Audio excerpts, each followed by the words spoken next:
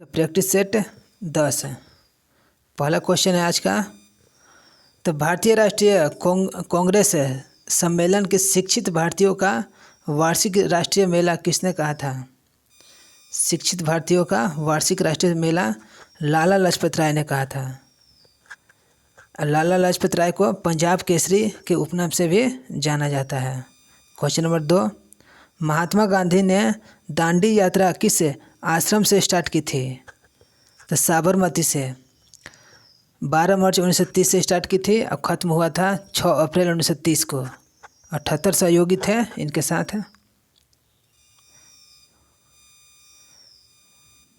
Question number 3, तो डलहौजी की व्यापकगत सिद्धांत के अंतर्गत विलय किया गया था। प्रथम राज्य था सतारा। सतारा जो है पहला राज्य था। तो 1948 में जिसका विलय किया गया था। सतारा को 1948 में विलय किया गया था। झांसी को 1953, झांसी 1953, सतारा 1948 और नागपुर पूछेगा तो 1854। नागपुर 1854, झांसी 1853, सतारा 1848 में, नागपुर 1854, झांसी 1853। क्वेश्चन नंबर 4, किस आंदोलन के दौरान प्रथम बार वंदे मातरम जो है पहली बार नारा स्वदेशी आंदोलन में ज़्यादा यूज हुआ था? वंदे मातरम जो है स्वदेशी आंदोलन के समय जो है ज़्यादा यूज हुआ था। क्वेश्चन नंबर 5 है, किस आयोग ने सर्वप्रथम यह सिफारिश किया कि ज़रूरतमंद लोगों को अकाल के दौरान जो है सहायता प्रदान करना राज्य का कर्तव्य है? तो स्ट्रेची आयोग ने यह कहा था। 1978 में स्ट्रेची आयोग का कमीशन बना था। 1878 में स्ट्रेची आयोग जो है 1878 में कमीशन बना था। तो फिर इसके बाद जो है 1883 में अकाल संहिता का निर्माण कर दिया गया था। 1883 में अकाल संहिता का निर्माण कर दिया गया था। स्ट्रेची आयोग कब आया था? 1878 के समय। उस समय जो है गवर्नर जनरल थे लॉर्ड लिटन। उस समय गवर्नर जनरल लॉर्ड लिटन थे। क्वेश्चन नंबर 6, घटनाओं पर विचार कीजिए। तो सबसे पहले जो हुआ था इसमें नेहरू रिपोर्ट हुआ था 1928 में। नेहरू रिपोर्ट 1928 है। उसके बाद हुआ था अगस्त प्रस्ताव 1940 है। क्रिप्स मिशन 1942 को और वेवेल योजना 1945 को। वेवेल योजना कब था? तो 1945 था।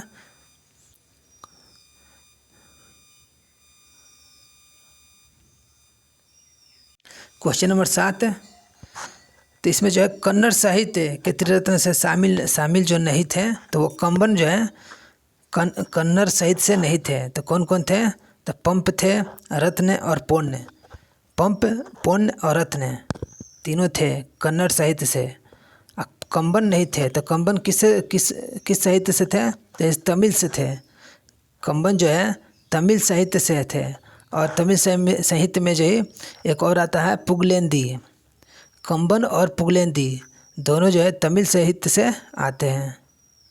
कंबन और पुगलेंदी दोनों जो है तमिल साहित्य से आते हैं।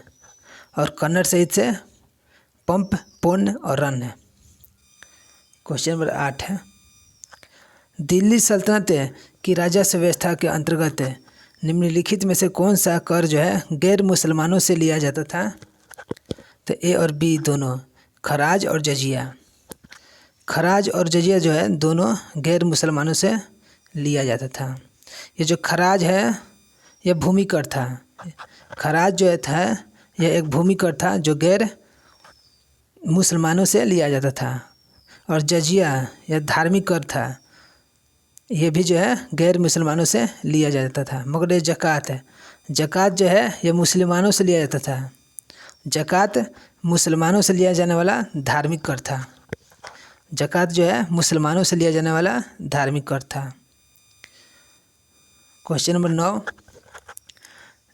ऋग्वेद काल में किस नदी को सर्वाधिक पवित्र नदी माना गया है? तो सरस्वती को।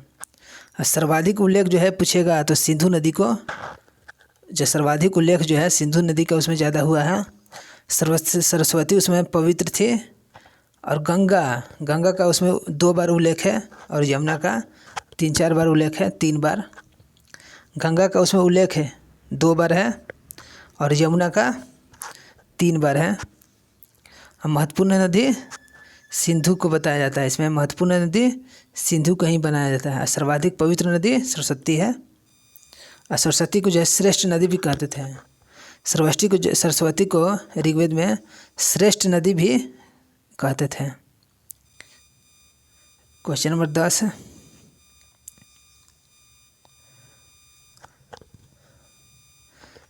निम्न में से कौन सुमेलित नहीं है? जो सुमेलित नहीं है तो सामवेद जो है विज्ञान का ज्ञान, सामवेद जो है विज्ञान का ज्ञान, यही सुमेलित नहीं है, क्योंकि सामवेद जो है संगीत से है, सामवेद जो है संगीत से है, सामवेद संगीत से है। और ऋग्वेद जो है जो सही है वह है ऋग्वेद स्तुति के भजन का ज्ञान है। ऋग्वेद जो है स्तुति के भजन का ज्ञान है। और अथर्ववेद में जो है जादू टोना होता है और यजुर्वेद में यज्ञ होगा। यजुर्वेद में यज्ञ है, अथर्ववेद में जादू टोना है और सामवेद में जो है गाना का धुन है और जप भी इसी में होता है, गाना का धुन और जप। और ऋग्वेद में स्तुति के भजन का ज्ञान है।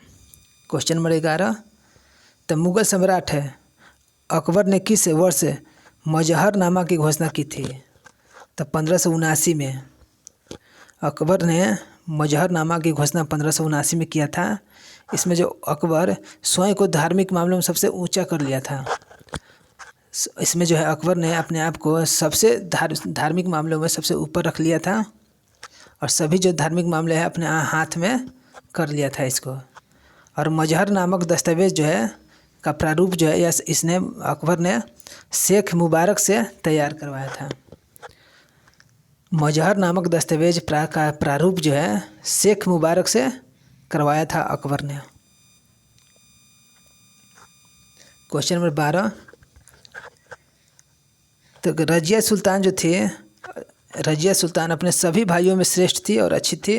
मिनहाज और सिराज ने कहा था, मिनहाज और सिराज ने कहा था कि रजिया जो है अपने सभी भाइयों में श्रेष्ठ थी। मिनहाज और सिराज ने कहा था, मिनहाज और सिराज ने। और मिनहाज और सिराज का एक बुक है तबकात ए नासिरी। पूछेगा अगर कि तबकात ए नासिरी किसका है, तो यह जो है मिनहाज ए सिराज का है। तबकात ए नासिरी मिनहाज ए सिराज का है। क्वेश्चन नंबर 13, केंद्रीय सतर्कता आयोग का गठन किस समिति के अनुशंसा पर किया गया था? तो संथानम समिति के 1964 में किया गया था। संथानम समिति के रिपोर्ट पे केंद्रीय सतर्कता आयोग का गठन 1964 में संथानम समिति की रिपोर्ट पर किया गया था 1964 में। तो क्वेश्चन नंबर 14, निम्न में से किस अधिनियम द्वारा केंद्रीय बजट को राजस्व बजट से अलग कर दिया गया था? केंद्रीय बजट को राजस्व बजट से अलग कर दिया गया था 1919 के अधिनियम में। 1919 के अधिनियम में केंद्रीय बजट को राजस्व बजट से अलग कर दिया गया था। क्वेश्चन नंबर 15, गैर संवैधानिक निकाय है तो केंद्रीय सूचना आयोग जो है गैर संवैधानिक है, गैर संवैधानिक है केंद्रीय सूचना आयोग। चुनाव आयोग, वित्त आयोग, संघ लोक सेवा आयोग जो है संवैधानिक है यह सब। और गैर संवैधानिक को और आ जाता है जैसे नीति आयोग है। नीति आयोग जो है गैर संवैधानिक में राष्ट्रीय मानवाधिकार आयोग है, यह भी गैर संवैधानिक में आता है।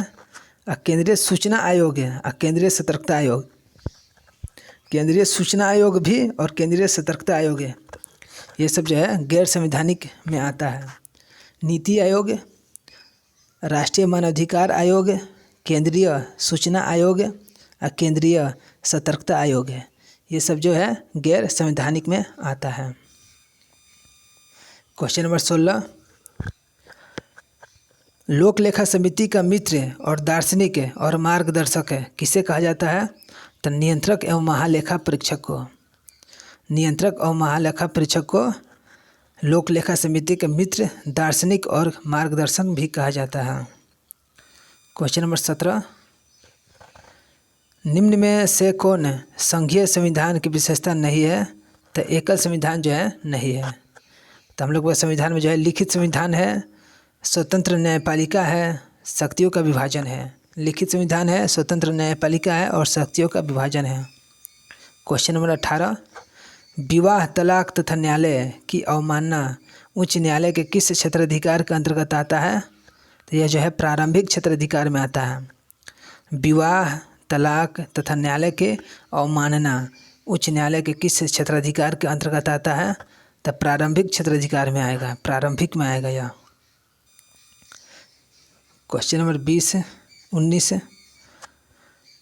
तो राज्य विधान परिषद में कितने सदस्यों का नामांकन राज्यपाल द्वारा किया जाता है? तो 1/6 सदस्य। 1/6 सदस्य जो है राज्यपाल नामांकित करता है। और इसमें जो है टीचर और ग्रेजुएशन जो किया हुआ छात्र है उसमें जो 1/12 दोनों टीचर भी और ग्रेजुएशन किया छात्र 1/12 चुनता है। और जो टीचर वो जो सरकारी स्कूल में 3 साल पढ़ा चुका हो और ग्रेजुएशन भी वो जो 3 साल पहले कर चुका हो। 1/12 दोनों 1/12 चुनेगा। और उसमें मेयर जो है नगर पालिका में जो है 1/3 और विधानसभा के सदस्य भी 1/3 चुनता है। इसमें विधानसभा के सदस्य 1/3 और मेयर भी नगर पालिका का 1/3 चुनता है सदस्य। क्वेश्चन नंबर 20 है, संविधान का 126वां संविधान संशोधन विधेयक किस अनुच्छेद से सम्मिलित है? 126वां जो है किससे सम्मिलित है? तो 1 और 2 दोनों, तो अनुच्छेद 331 और अनुच्छेद 333 है। 126वां संशोधन जो है अनुच्छेद 331 से है और 333 से है। 126वां संविधान संशोधन आयरलैंड से नहीं लिया गया है। तो केंद्र द्वारा राज्यपाल की नियुक्ति आयरलैंड से नहीं लिया गया है और यह जो है कनाडा से लिया गया है। केंद्र द्वारा राज्यपाल की नियुक्ति कनाडा से लिया गया है, जो है कनाडा से लिया गया है। केंद्र द्वारा राज्यपाल की नियुक्ति यह जो है कनाडा से लिया गया है। और जो आयरलैंड से लिया गया है तो राज्य का नीति निर्देशक तत्व आयरलैंड से लिया गया है। राष्ट्रपति की निर्वाचन पद्धति ये भी आयरलैंड से है। राज्यसभा के सदस्यों के लिए नामांकन ये भी आयरलैंड से है। राज्यसभा के सदस्यों के लिए नामांकन, राष्ट्रपति का निर्वाचन पद्धति और राज्य के नीति निर्देशक तत्व ये सब तीनों आयरलैंड से है। और जो है ये कनाडा से है। केंद्र द्वारा राज्यपाल की नियुक्ति कनाडा से है। क्वेश्चन नंबर 22 आपात उपबंध का संबंध संविधान के किस भाग से है? तो भाग 18 में जो है आपात उपबंध है। निम्नलिखित में से कौन सा कीटों से प्राप्त नहीं किया जा सकता है? इनमें से ये थोड़ा क्वेश्चन गलत है। कीटों से सभी प्राप्त होता है। रेशम, शहद ये दोनों जो है कीटों से प्राप्त होगा, रेशम भी शहद में। लेकिन मोती जो है मुलायम ऊतकों वाले जीवों से पैदा होता है। मोती जो है मोती जो है पैदा होगा तो मुलायम ऊतकों वाले जीवों से होता है। मोती किससे होगा? जीव से, मुलायम ऊतक वाले जीव से। और कीट से क्या होगा? तो रेशम होगा, शहद होगा और लाख होगा। कीट से क्या होगा? रेशम, शहद और लाख है, कीट से होता है। और मोती मुलायम ऊतकों वाला जीव से होगा। सही सुमेलित नहीं है। कलिंग पुरस्कार जो है सही नहीं है, यह 1951 में नहीं है तो यह 1952 में है। कलिंग पुरस्कार 1952 में है। ज्ञानपीठ पुरस्कार 1965 है। मान बुकर पुरस्कार 1969, ऑस्कर पुरस्कार 1929 है। क्वेश्चन नंबर 25 है, रविंद्रनाथ टैगोर के गीतांजलि किसकी संग्रह है? तो कविताओं का। यह गीतांजलि जो है जिसके 1913 में इसके लिए जो है नोबेल मिला था, यह पोयम का कलेक्शन है, कविताओं का कलेक्शन है यह। इसमें जो है कविता है। क्वेश्चन नंबर 26 है, भारत का शून्य मील केंद्र जो है नागपुर को जाना जाता है। शून्य मील केंद्र जो है नागपुर है। भारत का शून्य मील केंद्र कौन है? तो नागपुर है। नागपुर जो है भारत का शून्य मील केंद्र है। तो भारत में सूचना का अधिकार अधिनियम कब अधिनियमित किया गया था? तो 15 जून 2005 से। सूचना का अधिकार अधिनियम कब अधिनियमित किया गया था? तो 15 जून 2005 से। लेकिन जो है लागू किया गया था 12 अक्टूबर 2005 से। इसको लागू किया गया था 12 अक्टूबर 2005 को और अधिनियमित किया गया था, मतलब शुरू में जो हुआ था, स्टार्ट किया गया था 15 जून 2005 को। पूरा लागू किया गया था 12 अक्टूबर 2005 को। क्वेश्चन नंबर 28 है, अस्थायी सदस्य जो संयुक्त राष्ट्र सुरक्षा परिषद में अस्थायी सदस्य 10 होते हैं और स्थायी जो है 5 होते हैं। स्थायी में आते हैं अमेरिका, ब्रिटेन, फ्रांस, चाइना, रूस है। ये जो 5 गो स्थायी है और 10 गो जो है अस्थायी सदस्य हैं। प्रत्येक 2 साल बाद जो है बदलते रहते हैं, प्रत्येक 2 साल बाद जो है बदलते रहते हैं। और इसमें जो भारत जो है इस बार जो है 21 से 22 तक में है, यूएनओ में 8वीं बार बना है, 8वीं बार जो है बना है भारत। और जब पहली बार बना था 1950 में, पहली बार जो बना था 1950 में, संयुक्त राष्ट्र सुरक्षा परिषद का अस्थायी सदस्य जो है पहली बार 1950 में बना था भारत। और अभी 2021 से 22 तक में बना है, 8वीं बार है। इस बार जो 192 वोट में से 184 वोट जो है भारत को मिला था कि जो अस्थायी सदस्य बनेगा। तो यह है 2 साल। क्वेश्चन नंबर 29 है, बेटन कप है और रंगास्वामी कप है, दोनों जो है हॉकी से है। बेटन कप और रंगास्वामी कप दोनों हॉकी से है। क्वेश्चन नंबर 30 है, नारंग कप किससे है? तो बैडमिंटन से है नारंग कप, और अमृत दीवान भी बैडमिंटन से है। नारंग और अमृत दीवान बैडमिंटन से है। क्वेश्चन नंबर 30 है, जैव विविधता का सबसे महत्वपूर्ण पहलू है तो पारिस्थितिकी तंत्र का निर्वहन। पारिस्थितिकी तंत्र का निर्वहन जो है जैव विविधता का सबसे महत्वपूर्ण पहलू क्या है? तो पारिस्थितिकी तंत्र का निर्वहन है, पारिस्थितिकी तंत्र का निर्वहन। क्वेश्चन नंबर 31 है, निम्न में से कौन सा एक प्रवाल विरंजन का सबसे अधिक प्रभावी कारक है? प्रवाल विरंजन का सबसे अधिक प्रभावी क्या है? तो पहले ये जाना है कि प्रवाल विरंजन क्या है। प्रवाल विरंजन में जो शैवाल जो है हरा रहता है, जब प्रवाल विरंजन होगा ना शैवाल जो है उजला हो जाएगा। प्रवाल विरंजन जब हो जाएगा ना तो शैवाल उजला हो जाता है। शैवाल उजला होने के कारण है कि शैवालों में जो है जुंजेथीली जीवाणु रहता है, जुंजेथीली रहता है। और जो हीट ज़्यादा तापमान आने से, ज़्यादा हीट तापमान आने से जो है हट जाता है, उसमें से जुंजेथील हट जाता है। इस कारण जो है सफ़ेद हो जाता है, शैवाल जो है सफ़ेद हो जाता है और इसको जो है प्रवाल विरंजन कहते हैं। तो इसका प्रभावी कारण क्या है? तो सागरीय जल का सामान्य तापमान में वृद्धि, तापमान में वृद्धि से प्रवाल विरंजन होता है। क्वेश्चन नंबर 32 है, रामसर का दर्जा दे दिया गया है 3 में से सभी को, नंदा झील को, पिचोरम मैंग्रोवा को, चिल्का झील को भी, और बखीरा वन्यजीव अभयारण्य को, सभी को जो है रामसर स्थल में रामसर का दर्जा दे दिया गया है। क्वेश्चन नंबर 33 है, हाल ही में भारत की पहली निजी ट्रेन सेवा की शुरुआत कब की गई थी? शुरुआत की गई थी, उसका नाम है तो भारत गौरव। भारत गौरव जो है निजी ट्रेन थी, यह कोयम्बटूर से शिरडी तक चली थी 2022 में। कोयम्बटूर से शिरडी, और कब चली थी? 2022 में। निजी ट्रेन जो है भारत गौरव है, कोयम्बटूर से शिरडी चली थी और यह जो है 2022 में चली थी। क्वेश्चन नंबर 34 है, भारतीय राष्ट्रीय राजमार्ग प्राधिकरण ने किस राष्ट्रीय राजमार्ग पर बिटुमिनस कंक्रीट सड़क का निर्माण कर गिनीज वर्ल्ड रिकॉर्ड बनाया है? तो NH-53। NH-53 जो है महाराष्ट्र के अमरावती और अकोला ज़िला में है। NH-53 महाराष्ट्र, अमरावती और अकोला ज़िला में है। यह पूरा रोड जो है, पूरा रोड 84 किलोमीटर तक है। पूरा रोड 84 किलोमीटर तक 105 घंटा में बना दिया गया है। किससे? तो बिटुमिनस कंक्रीट से, बिटुमिनस कंक्रीट से पूरा रोड जो है 84 किलोमीटर का 105 घंटा में बना दिया गया है। किससे बना दिया गया है पूछेगा तो बिटुमिनस कंक्रीट से बना दिया गया है। किस रोड को? जो महाराष्ट्र में है, NH-53 को। महाराष्ट्र में कहाँ है? तो महाराष्ट्र का अमरावती और अकोला में है। अकोला, अमरावती और अकोला।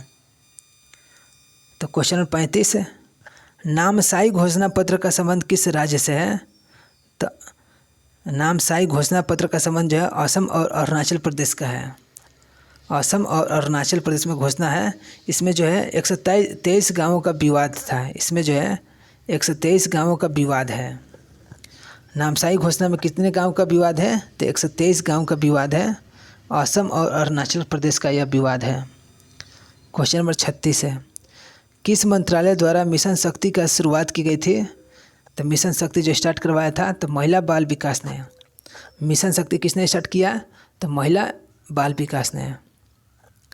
बाल विकास ने मिशन शक्ति स्टार्ट करवाया था। क्वेश्चन नंबर 37 है, अग्निपथ रक्षा योजना के अंतर्गत जो है उम्मीदवार के 17 से 21 वर्ष तक आयु की सीमा रखा गया है, 17 से 21 साल तक। 38 का क्वेश्चन नंबर 38 है, तो भारत का पहला अमृत सरोवर किस राज्य में बनकर तैयार हुआ है? तो यह उत्तर प्रदेश में बना है। अमृत सरोवर पहला जो है यूपी में बना है। यूपी में कहाँ? तो रामपुर के परवाई पंचायत में। यूपी में कहाँ? तो रामपुर के परवाई पंचायत में बना है। क्वेश्चन नंबर 39 है, एलिजाबेथ बर्न किस देश की नई प्रधानमंत्री बनी है?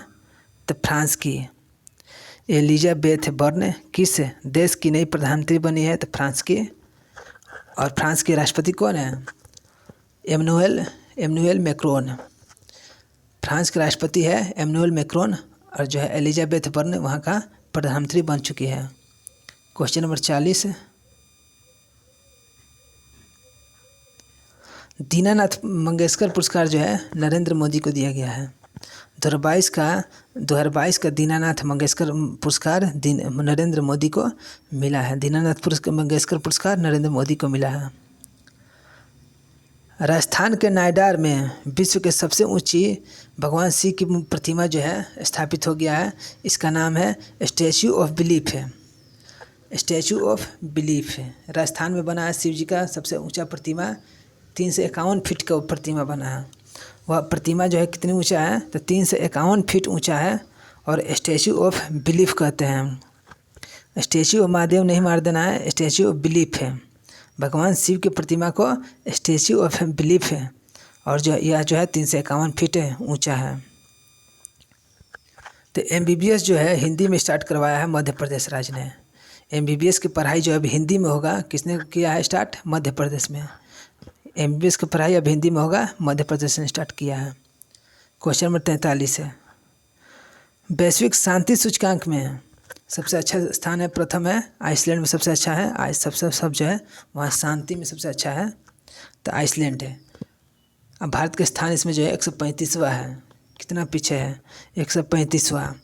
और सबसे अच्छा है आइसलैंड पहला स्थान पे है, और भारत का स्थान है 135वां। क्वेश्चन नंबर 44 है, ओनली वन अर्थ है। ओनली वन अर्थ है विषय के साथ जो है 2022 में कौन सा दिवस मनाया गया है? पर्यावरण दिवस है। पर्यावरण दिवस 5 जून को मनता है, और ओनली वन अर्थ विषय था इसका। ओनली वन अर्थ है। अगर जो है विश्व पृथ्वी दिवस का थीम पूछे तो इन्वेस्ट इन आवर प्लेनेट है। विश्व पृथ्वी दिवस का थीम जो है इन्वेस्ट इन आवर प्लेनेट, और ओनली वन अर्थ है। यह जो पर्यावरण दिवस भारत का है 5 जून इसमें था। क्वेश्चन नंबर 45 है, 19वां NAM शिखर सम्मेलन कहाँ किया जाएगा? तो युगांडा में। युगांडा में NAM की शिखर सम्मेलन होगा, और इसकी बैठक जो है स्थापना कहाँ हुआ था? इसका NAM की स्थापना 1961 में, और टोटल सदस्य जो है 120 है। NAM में टोटल सदस्य 120 है, और इसकी स्थापना 1961 में। NAM की स्थापना 1961, टोटल सदस्य जो है 20 है, और इस बार जो है 19वां हुआ है युगांडा में। क्वेश्चन नंबर 46 है, जनवरी 2023 में संविधान उद्यान का स्थापना किया गया था जयपुर में। संविधान उद्यान का स्थापना जयपुर में। संविधान उद्यान की स्थापना कहाँ किया गया था? जयपुर में। तो क्वेश्चन नंबर 47 है, Dada Saheb Phalke international film award में किसे सर्वश्रेष्ठ फिल्म का अवार्ड दिया गया था?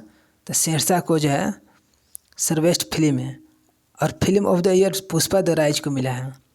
Film of the year Pushpa the rise को, सर्वश्रेष्ठ फिल्म शेरशाह को। क्वेश्चन नंबर 48 है, अक्टूबर 2022 में आए शीतरंग चक्रवात तूफान का नाम किसने दिया था? तो थाईलैंड ने। शीतरंग चक्रवात तूफान का नाम जो है किसने दिया था? तो थाईलैंड ने। शीतरंग चक्रवात तूफान का नामकरण जो है किस देश ने किया था? तो थाईलैंड ने किया था। शीतरंग का नाम किसने रखा था? थाईलैंड में, जो बंगाल की खाड़ी में आया था। 49, क्वेश्चन नंबर 49 है, आर्थिक सर्वेक्षण 2022-23 के अनुसार भारत में सर्वाधिक FDI किस देश से प्राप्त हुआ था? तो सबसे ज़्यादा FDI सिंगापुर से, उसके बाद सेकेंड नंबर पे है मॉरिशस और थर्ड नंबर में है UAE। क्वेश्चन नंबर 49 है, नंदा झील जिसे हाल ही में रामसर सूची में शामिल किया गया है किस राज्य में है? तो गोवा में है। नंदा झील कहाँ है? तो गोवा में है। रामसर सम्मेलन का आयोजन 1971 में हुआ था और इस पर जो है कार्रवाई 1975 में हुआ था। और इस पर कार्रवाई जो होगा तो 75 में, और रामसर स्थल का आयोजन 1971 में हो गया था और इस पर कार्रवाई जो हुआ था 1975 में हुआ था। और नंदा झील कहाँ है? तो गोवा में है। नंदा झील गोवा में है।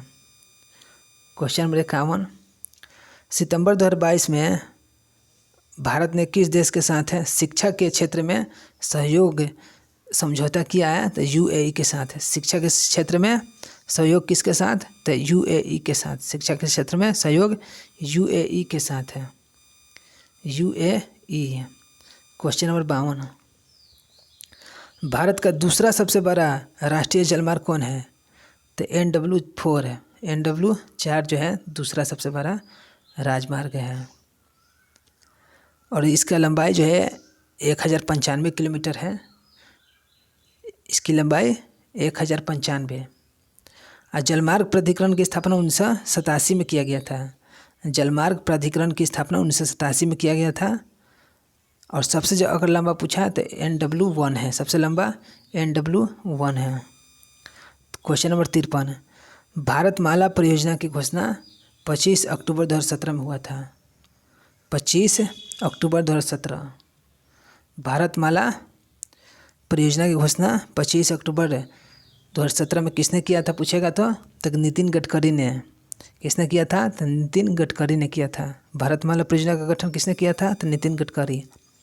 क्वेश्चन नंबर 54, भारत में सबसे अधिक ऊंचाई पर स्थित झील कौन सी है? तो चोलामू झील जो है सबसे ऊंचाई पर सिक्किम में है और यहीं से तीस्ता नदी निकलती है। यहीं से तीस्ता नदी निकलती है। भारत के सबसे अधिक ऊंचाई पर जो झील है चोलामू झील है, सिक्किम में है और यहीं से तीस्ता नदी निकलती है। क्वेश्चन नंबर 55, पाकिस्तान की सीमा किस भारतीय राज्य के साथ सबसे ज़्यादा लगी हुई है? तो राजस्थान के साथ जो है सबसे ज़्यादा सटी हुई है पाकिस्तान का सीमा। अटकामा रेगिस्तान स्थित है कहाँ? तो उत्तरी चिली में। अटकामा रेगिस्तान जो है उत्तरी चिली में है। क्वेश्चन नंबर 57, मगारी तथा हिंद जो है कावेरी की सहायक है। मगारी तथा हिंद किसकी सहायक है? तो कावेरी की। मगारी तथा हिंद कावेरी की सहायक है। मगारी तथा हिंद कावेरी की सहायक है। कावेरी, मगारी तथा हिंद जो है कावेरी की सहायक है। क्वेश्चन नंबर 58, उत्तरी अंडमान की सबसे ऊंची चोटी कौन है? तो सैंडल पीक है। सैंडल पीक जो है उत्तरी अंडमान की सबसे ऊंची चोटी है और यह 740 मीटर की है। सैंडल पीक की ऊंचाई पूछेगा तो 740 मीटर का है। 740 मीटर का है सैंडल पीक। क्वेश्चन नंबर 59, चावल उत्पादन में भारत का कौन सा राज्य प्रथम स्थान है? तो चावल सबसे ज़्यादा पश्चिम बंगाल, गेहूं उत्तर प्रदेश है।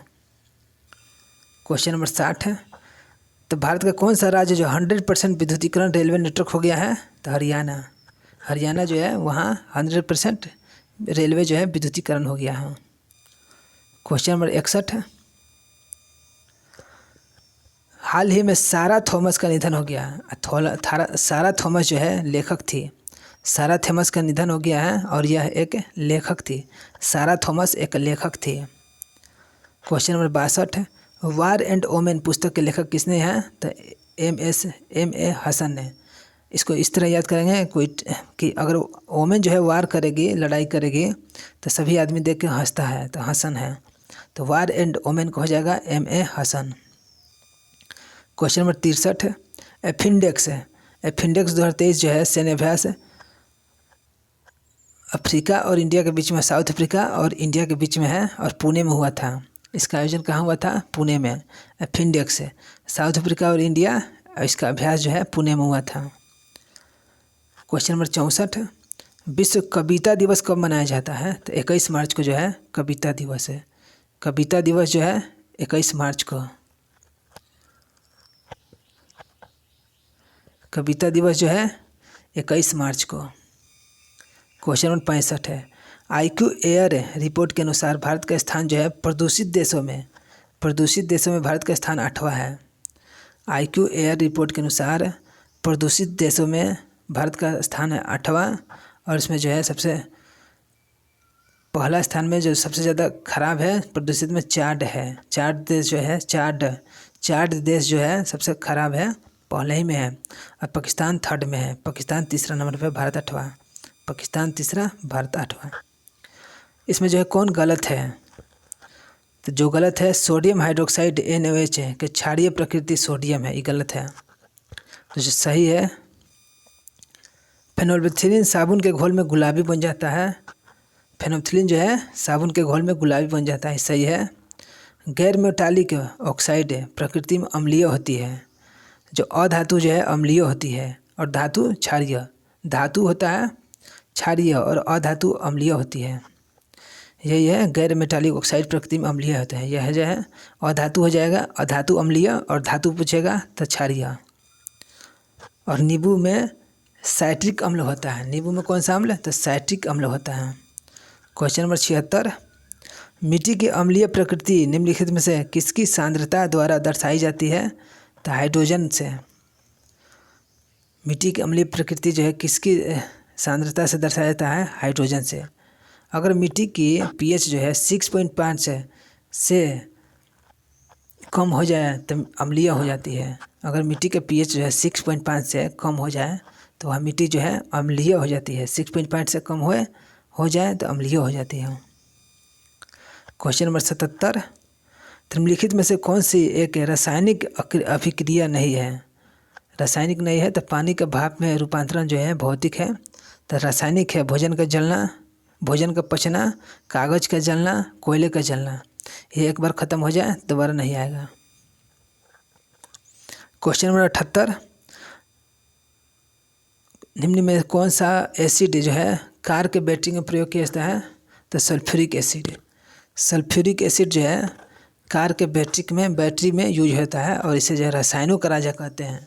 सल्फ्यूरिक अम्ल को रसायनों का राजा कहा जाता है और कार के बैटरी में प्रयोग होता है। क्वेश्चन 79, श्वेत फास्फोरस अंधेरे में किस कारण से दीप्त होता है? तो मंद ऑक्सीकरण के कारण जो है दीप्त होता है। श्वेत फास्फोरस जो है अंधेरे में किस कारण से दीप्त होता है? तो मंद ऑक्सीकरण के कारण। श्वेत फास्फोरस जो है जल में अघुलनशील होता है। श्वेत फास्फोरस जो है जल में अघुलनशील होता है, मगर कार्बन डाइऑक्साइड में घुल जाएगा, विलय हो जाएगा उसमें। श्वेत फास्फोरस जल में अघुलनशील है लेकिन कार्बन डाइऑक्साइड में मिल जाएगा। LPG में कौन कौन है? तो जो है 2, 3, 4 है। मीथेन CNG में आता है, LPG में नहीं। मीथेन जो है CNG में आ जाएगा। तो LPG में है propane, butane, butylene. Propane, butane, butylene. Question number 81, संक्षारण के समस्या, संक्षारण मतलब जंग आ जाना। जंग आना से बचने के लिए हम जो क्या कर देंगे उसमें? तो पेंटिंग कर सकते हैं, गैल्वेनीकरण कर सकते हैं, एनोडीकरण कर सकते हैं, और 4 नहीं 5 में आइए मिश्र धातु का निर्माण। मिश्र धातु का निर्माण कर सकते हैं। पेंटिंग, गैल्वेनीकरण, एनोडीकरण, मिश्र धातु के निर्माण से संक्षारण की समस्या कम कर सकते हैं। क्वेश्चन नंबर 82, विटामिन सी, अगर विटामिन सी की कमी रहेगा तो मसूरों में रक्त आ जाएगा, दांतों का गिरना स्टार्ट हो जाएगा, अस्थियाँ भंगुर हो जाएगी और घाव भरने में देरी हो जाएगा। अगर विटामिन सी की कमी रहा तो, विटामिन सी की कमी रहा तो ये सब कारण हो सकता है। और हमारे मुख में जो है जीवाणु होते हैं, हमारे मुख में जो जीवाणु होते हैं, यह जीवाणु हमारे दांत में जो फंसा खाना रहता है, भोजन का थोड़ा थोड़ा जो पदार्थ है दांतों में फंसा रहता है, इसको जो है इसके शर्करा को जो है ये अम्लीय कर देता है। जो बैक्टीरिया जो रहता है, जीवाणु हमारे मुंह में भोजन में जो भोजन रहता है उसके शर्करा को विघटन करके अम्लीय बना देता है। इस कारण जो हमारा दांत जो है खराब हो जाता है। इसी कारण से दांत खराब हो सकता है। दांत में पिलुआ नहीं पड़ता है, इसी कारण से दांत खराब होता है। क्वेश्चन नंबर 83, निम्नलिखित में से किस प्राकृतिक पदार्थ में लौह विद्यमान होता है? तो मायोग्लोबिन में लौह विद्यमान होता है। मायोग्लोबिन में लौह जो है विद्यमान होता है। मायोग्लोबिन में लौह विद्यमान होता है। क्वेश्चन नंबर 84, निम्नलिखित में से कौन सा सरीसृप वर्ग का जंतु नहीं है? तो सरीसृप का नहीं है, ऑस्ट्रिच नहीं है। तो सरीसृप में आएगा कछुआ, किंग कोबरा, उड़ने वाला छिपकली, सब जो है सरीसृप में आएगा। क्वेश्चन नंबर 85, तो दोनों सही है। तो हमारे दंत क्षय हेतु जो है अम्ल जिम्मेदार होते हैं। हमारे दंत के क्षय के लिए अम्ल जिम्मेदार होते हैं। और दांतों के मध्य फंसे खाद्य पदार्थ अम्ल निर्मोचित करते हैं और उसमें सहायक करते हैं। अम्ल निर्मोचन में सहायक करते हैं। दोनों सत्य हैं। क्वेश्चन नंबर 86, एम्फीसाइमा निम्नलिखित में से किसे प्रभावित करता है? तो फेफड़ा को। एम्फीसाइमा जो है किसे प्रभावित करता है? तो फेफड़ा को। सिगरेट के पीने से जो है, सिगरेट हम लोग पीते हैं, सिगरेट पीने के प्रदूषण से लंबे समय तक अगर हम रहेंगे ना, सिगरेट पिएंगे या प्रदूषण में लंबे समय तक बैठे रहेंगे या खड़ा रहेंगे, तो हमारा जो एम्फीसाइमा जो है ख़राब कर देगा और फेफड़ा को उसके कारण ख़राब हो जाएगा। एम्फीसाइमा किस में होगा? जो सिगरेट पिएगा और जो प्रदूषण में लंबे समय तक रहेगा। क्वेश्चन नंबर 87, जो सुमेलित नहीं है, आयोडीन 123 जो है यही सुमेलित नहीं है। आयोडीन 123 जो है यह जो है रेडियोधर्मी समस्थानिक आइसोटोप है। आयोडीन 123 क्या है? यह एक रेडियोधर्मी समस्थानिक आइसोटोप है और इसका प्रयोग जो है मस्तिष्क के इमेजिंग के लिए प्रयोग किया जाता है। आयोडीन 123 का प्रयोग जो है मस्तिष्क के इमेजिंग के लिए प्रयोग होता है और यह जो है क्या है? तो एक रेडियोधर्मी समस्थानिक आइसोटोप है। रेडियोधर्मी समस्थानिक आइसोटोप है 123 और इसका प्रयोग है मस्तिष्क के इमेजिंग के लिए प्रयोग होता है। और कोबाल्ट 60 जो है कैंसर के लिए है। कोबाल्ट 32 ल्यूकेमिया थेरेपी के लिए है। और फॉस्फोरस 32 जो है रक्त प्रवाह का अनुरेखन है। फॉस्फोरस 32 जो है रक्त प्रवाह का अनुरेखन है। कोबाल्ट 32 ल्यूकेमिया थेरेपी है। कोबाल्ट 60 जो है कैंसर के उपचार के लिए है। क्वेश्चन नंबर 88, जड़ नहीं है। तो आलू जो है तना है, जड़ नहीं है। तो जड़ जो है गाजर है जड़, मूली भी जड़ है और शलजम भी जड़ है। क्वेश्चन नंबर 89 है, तो तंबाकू या धुएं में जो है सिगरेट के धुएं में पाए जा सकते हैं। तो तीनों पाए जा सकते हैं, निकोटीन, कार्बन मोनोऑक्साइड, साइनाइड। यह जो है तीनों जो है सिगरेट और तंबाकू के धुएं में पाए जाते हैं। सिगरेट और तंबाकू के धुएं में पाए जाते हैं। और तंबाकू के धुएं में 4000 से अधिक रसायन होता है। जो तंबाकू का धुआं है उसमें 4000 से अधिक रसायन होता है। क्वेश्चन नंबर 90, किसी वायरस में उत्परिवर्तन म्यूटेशन किस कारण होता है? किसी वायरस में उत्परिवर्तन या म्यूटेशन किस कारण होता है? तो इसके आनुवांशिकी द्रव में परिवर्तन। इसके आनुवांशिकी द्रव में परिवर्तन से म्यूटेशन और उत्परिवर्तन होता है। वायरस में द्रव में परिवर्तन से द्रव में परिवर्तन। क्वेश्चन नंबर 91, निम्नलिखित में से किसने घाटा वितरण के विचार की सबसे पहले चर्चा की थी? तो जॉन मेनार्ड केंज ने घाटा वितरण के विचार की सबसे पहले चर्चा की थी जॉन मेनार्ड केंज ने। क्वेश्चन नंबर 92, निम्नलिखित में से किसे विदेशी प्रत्यक्ष निवेश के रूप में समझा जाएगा?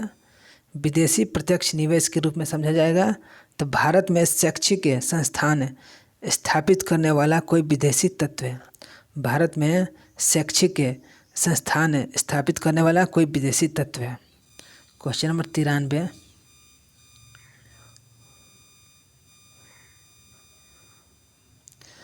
तो अल्प विकसित जो देश अल्प विकसित है उसकी अर्थव्यवस्था कैसा होती है? तो उसमें जो है प्रति व्यक्ति निम्न आय रहेगा।